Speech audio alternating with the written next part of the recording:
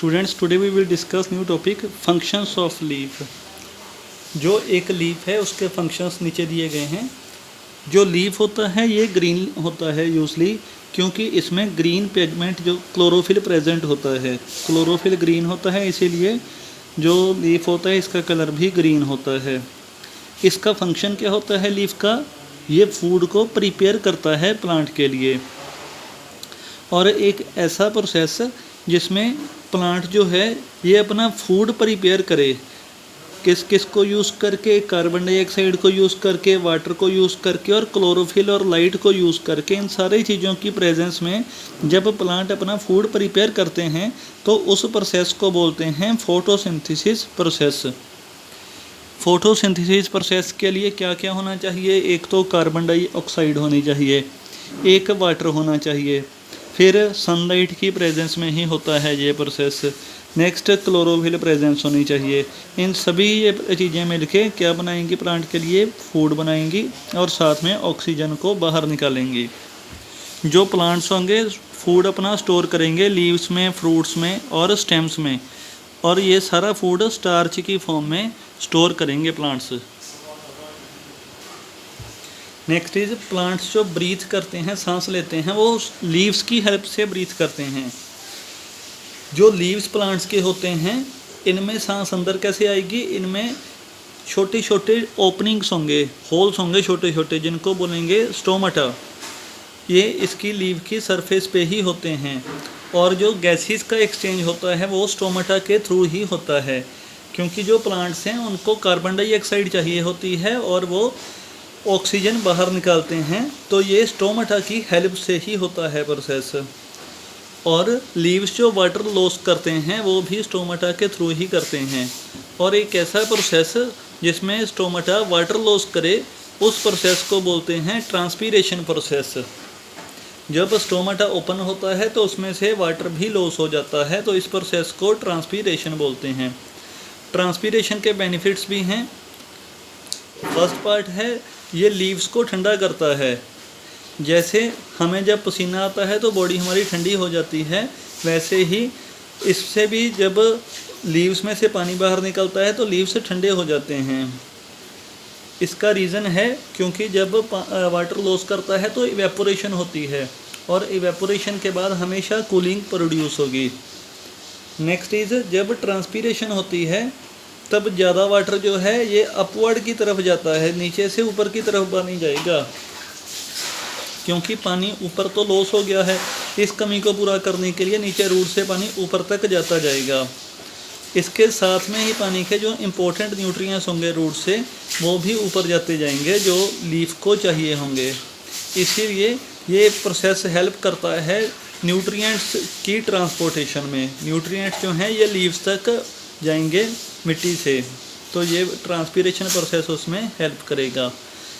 Transpiration जो है ये वाटर साइकिल में भी एक इम्पोर्टेंट रोल प्ले करता है, क्योंकि वाटर साइकिल वगैरह जब बारिश वगैरह होती है ये सारा प्रोसेस तभी होता है जब वाटर इवेपोरेट करता है, तो यहाँ से भी वाटर इवेपोरेट करता है, तो इसीलिए ये प्रोसेस ट्रांसपीरेशन में हेल्प करता है। नेक्स्ट प्रोसेस है लीफ मॉडिफिकेशन, कि लीफ कैसे मॉडिफाई हो जाते हैं, शेप कैसे चेंज हो जाती है इनकी। जो लीफ होते हैं कई प्लांट्स के, उनकी स्पेशल स्ट्रक्चर बन जाती है टेंड्रिल के जैसी। टेंड्रिल ऐसे होती है जैसे किसी चीज़ को बांधना हो, वैसे शेप बन जाती है कई लीव्स की। ये टेंड्रिल प्लांट को हेल्प करते हैं कि प्लांट अपने आप को किसी स्पोर्ट के साथ अटैच कर ले। जो प्लांट्स ऐसे होते हैं जिनमें टेंड्रिल होती है उनको क्लिम्बर्स बोलते हैं। जैसे मनी प्लांट वगैरह प्लांट देखा होगा आपने, वो किसी की भी चीज़ के साथ उसको रस्सी के साथ हम ऊपर की तरफ करते हैं तो उसी के साथ ही वो ऊपर चला जाता है, तो क्योंकि उसमें टेंड्रिल्स प्रेजेंट होती हैं और ये रस्सी को उसको अटैच कर लेती हैं अच्छी तरह से, सपोर्ट प्रोवाइड करती हैं ये फिर लीफ को। नेक्स्ट है प्रोटेक्शन के लिए। कई प्लांट्स जो होते हैं उनमें स्पाइंस जैसे आ जाती हैं, जैसे कांटे बोल सकते हैं हम, थोड़ा सा ऐसे बाहर को प्लांट का पार्ट निकल आता है, और ये जो वाटर लॉस होगा प्लांट से उसको भी रिड्यूस करता है प्रोसेस ये वाला। नेक्स्ट कई प्लांट्स के जो लीव होते हैं वो एक्स्ट्रा फूड को स्टोर कर लेते हैं और उनको हम वेजिटेबल्स के तौर पे खाते हैं। जैसे पालक हो गई, गोभी हो गई, और लेट्यूस सलाद होता है, कई पत्तों का हम सलाद के तौर पर खाते हैं। एक लीव्स जो ब्रायोफिल्म के होते हैं उसमें बर्ड्स होती हैं, बर्ड्स ऐसे साइड पे होती हैं कई प्लांट्स के, जो ऐसे ब्रायोफिल्म है, तो इससे न्यू प्लांट बनते हैं। तो लीव्स जो है न्यू प्लांट बनाने में भी कई हेल्प करते हैं। Next flower, fruit and seeds. तो ये टिपिकल जो फ्लावर है इसके पार्ट इसमें दिए हुए हैं पूरे। जो ग्रीन पार्ट होता है फ्लावर का, इसको सेपल बोलते हैं। ये ग्रीन पार्ट होता है और लीफ लाइक स्ट्रक्चर होती है जो बिल्कुल बेस पे होती है इसके फ्लावर के। सेपल जो है फ्लावर को प्रोटेक्ट करेंगे जब ये बड़ा हो रहा होगा, और इसको सपोर्ट भी करेंगे, पेटल को सपोर्ट करेंगे जब फ्लावर जो है ये बड़ा हो रहा होगा, जब ब्लूम कर रहा होगा। ये पेटल जो कलरफुल पार्ट होते हैं ये पेटल बोलते हैं इसको, और ये अंदर जो पार्ट होते हैं इसके बाहर वाली स्ट्रक्चर है, सबसे बाहर वाली जो पार्ट है इसको पेटल बोलते हैं। स्टेमन है नेक्स्ट। स्टेमन जो होता है ये मेल का रिप्रोडक्टिव पार्ट है।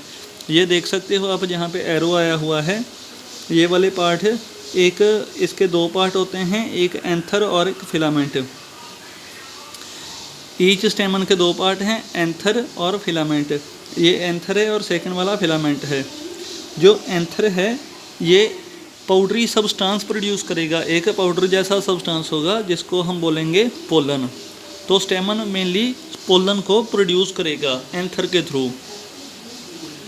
Next is carpel. जो कार्पल है ये फीमेल रिप्रोडक्टिव पार्ट है फ्लावर का, और इसमें 3 पार्ट्स होते हैं। एक टॉप पोर्शन जो देख लो सबसे ऊपर वाला पोर्शन है स्टिग्मा, इसके नीचे फिर इनलार्ज्ड बेस होगा जिसको ओवेरी बोलेंगे। ये इनलार्ज्ड जो बेस है ये पूरा ये देख सकते हो आप, ये ओवेरी है। और एक ट्यूब लाइक स्ट्रक्चर जिसको स्टाइल बोलेंगे। ये ट्यूब जैसी जो स्ट्रक्चर है इसको स्टाइल बोलते हैं। ये दोनों पार्ट्स को कनेक्ट करता है स्टिग्मा और ओवेरी को। ओवेरी में टिनी बाल लाइक स्ट्रक्चर्स होती हैं, ये देख सकते हो। ये जो बाल लाइक स्ट्रक्चर्स हैं इनको बोलते हैं एव्यूल्स। ओव्यूल्स बोलते हैं इनको, जो बाद में सीड्स बन जाते हैं। Next topic is pollination. अगर किसी जो फ्लावर है उसको डेवलप करना है फ्रूट में या सीड्स बनाने हैं तो पोलन ग्रेन का ट्रांसफ़र होना ज़रूरी है। पोलन ग्रेन ट्रांसफ़र होने चाहिए एंथर टू स्टिग्मा। और ऐसा प्रोसेस जिसमें पोलन ग्रेन ट्रांसफ़र हो एंथर टू स्टिग्मा, ऐसे प्रोसेस को बोलते हैं पॉलिनेशन। ऐसा प्रोसेस जिसमें pollen grain anther to stigma transfer हो, ऐसे प्रोसेस को बोलते हैं पॉलिनेशन। अब ये 2 तरह की होती है, एक सेल्फ पॉलिनेशन, एक क्रॉस पॉलिनेशन। सेल्फ पॉलिनेशन अगर सेम फ्लावर में होगी, यानी कि एंथर जब सेम फ्लावर के ही स्टिग्मा तक पहुंचेगा तो इसको बोलेंगे, एंथर के जो पोलन्स होंगे जब स्टिग्मा तक पहुंचेंगे तो इसको बोलेंगे सेल्फ पॉलिनेशन। और अगर 2 फ्लावर्स के में ये होगी, यानी कि एक के जो पोलन ग्रेन्स होंगे दूसरे फ्लावर्स तक पहुंचेंगे तो इसको बोलेंगे क्रॉस पॉलिनेशन, क्योंकि 2 फ्लावर्स क्रॉस हो रहे हैं इसमें। ये कोई भी इंसेक्ट्स जो हैं उनके थ्रू होती है। जो कई फ्लावर्स होते हैं वो उनका कलर बड़ा ब्राइट होता है और स्वीट स्मेल होती है, और वो इंसेक्ट्स जैसे मधुमक्खियां हैं उनको अट्रैक्ट करते हैं अपनी तरफ। जब बीज वगैरह या इंसेक्ट इन पे बैठते हैं तो पोलन ग्रेन उनके साथ चिपक जाते हैं, और जब फिर वो दूसरे फ्लावर पे बैठते हैं तो कई बार वो उनकी बॉडी से उतर जाते हैं। तो इस प्रोसेस को बोलते हैं पॉलिनेशन। पॉलिनेशन के बाद जो ओव्यूल है चेंज हो जाता है फिर सीड्स में। जब सीड बनेगा तो ओवेरी जो है ये फ्रूट में चेंज हो जाएगी। जब सीड बनेगा तो ओवेरी जो है वो फ्रूट में चेंज हो जाएगी।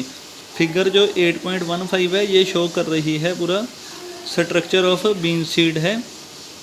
जब सूटेबल कंडीशंस होंगी, जब वाटर भी अच्छा होगा, एयर भी होगी और वार्म भी पूरा होगा, तो जो सीड है उससे एक बेबी प्लांट बन जाएगा। ये सबसे पहले सीड की बाहर की कवरिंग होती है, ये प्रोटेक्ट करती है एम्बायरो को। एम्बायरो मतलब जो बिल्कुल अंदर प्लांट अभी होना है पैदा। इसके में पोर होगी, जो पोर होगी वाटर की एंट्री में हेल्प करेगी। इसके बाद एम्बायरो में एक यंग रूट होती है और एक शूट भी होती है जो बाद में बेबी प्लांट बनता है। जो कोटिलेडन्स होते हैं उनमें फूड होता है, ये कोटिलेडन्स हैं, ये फूड होता है इनमें बेबी प्लांट के लिए।